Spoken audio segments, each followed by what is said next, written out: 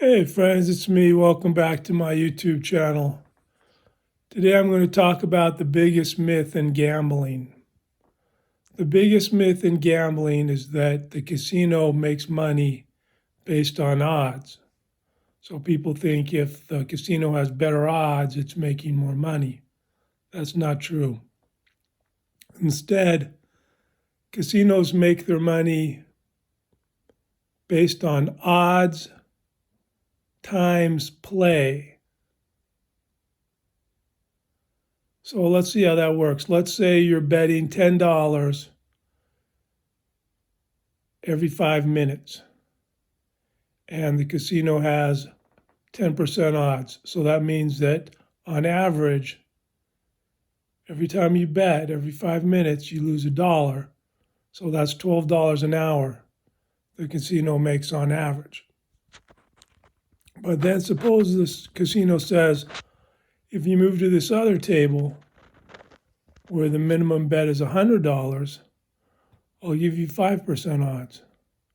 So a lot of people think, wow, 5% odds, that's a lot better than 10%. So they go over to the $100 table.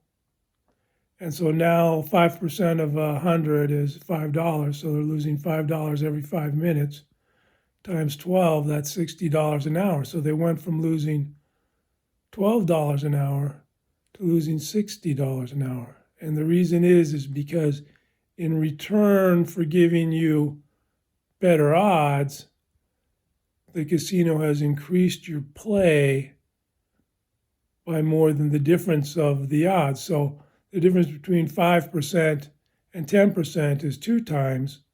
The difference between $10 and $100 is 10 times. So if you do the math, you went from 12 to 60. So you're actually losing 5 times as much. So another way they do it is they increase the rate of play. So if you go from, let's say you're betting $10 every 5 minutes, you're betting $10 every 1 minute. So then that means you're losing $60 an hour. So the key in going to a casino is to limit your odds times play. So that's the equation you need to think about, the odds times play. If you're increasing your play, you're going to be losing more money at the same odds. So you got to watch out for that. Now, if you go to the poor people casino, you'll see maybe 1 or 2 craps tables, and in the daytime there's no dealers. They'll maybe get a game going for a little while in the evening when it's crowded. But if you go to the rich people casinos, like Caesar's Palace or something like that, they have an entire floor dedicated to craps tables, with 3 dealers at each table. And the reason why is because if poor people lose their money that quickly, they're never coming back to Vegas.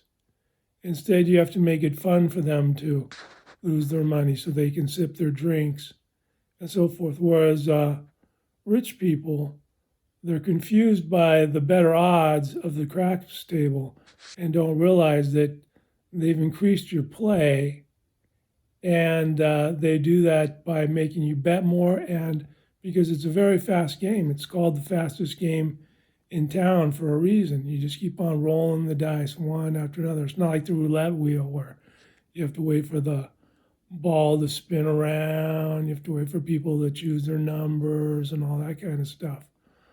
So if you look at the craps table, a lot of people make the mistake of combining the free odds with the pass line odds. These are totally different. They're totally separate. Psychologically, you might want to combine them, but they're actually separate. With the free odds bet, it's always going to be an even bet, 50-50. You're going to trade back and forth with the house over statistical averaging. With the pass line, you're always going to lose a percentage. So what they do is they lure you into increasing the amount of play on the pass line where they make the money in return for giving you free odds. Free odds don't change your outcome at all. You always lose a percentage of whatever you put on the pass line. So what they do is they say, well, if you come to this, high roller table, we'll give you more free odds. So they trick people into coming over to the high roller table, and what's happening is they're increasing their play. They're not increasing their odds. Their odds have not changed. It's an illusion. But they're betting on the free odds. It's a separate bet. It's a 50-50 thing. But what they're betting on the pass line, they're always losing a percentage of that. So that's something to keep in mind. The strategy you want to use if you're going to go and gamble in Las Vegas or something like that is you always want to limit your odds times play. So you want to choose a game that has the best odds and has the lowest play. Let's say you're going to play blackjack. You have a choice. You can sit at a table all by yourself, or you can sit at a table with 4 or 5 other people.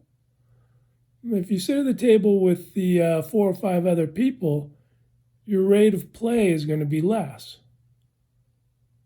But if you're the only one at the table, then the dealer's just going to keep on zapping you every minute, and you're going to actually go through your money quickly. So you're always losing a percent of every bet.